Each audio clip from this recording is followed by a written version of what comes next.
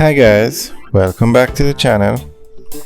Today we're going to be driving from Hagley Park Road to Mandela Highway. So we're going to take Hagley Park Road down to Spanish Town Road and then take Spanish Town Road to Mandela Highway. Now we are on Hagley Park Road now, and straight ahead you're going to see the 3 miles overpass. This overpass connects.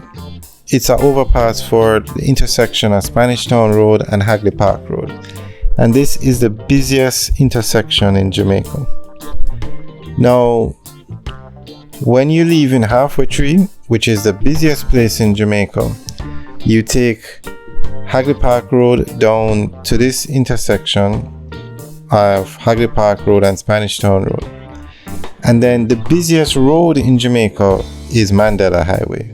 So one of the busiest routes that people use in Jamaica is this route that we're driving on from Mandela Highway to Halfway Tree, or from Halfway Tree to Mandela. So you leave Halfway Tree, take Hagley Park Road down to Spanish Town Road, and then take Spanish Town Road down to Mandela Highway.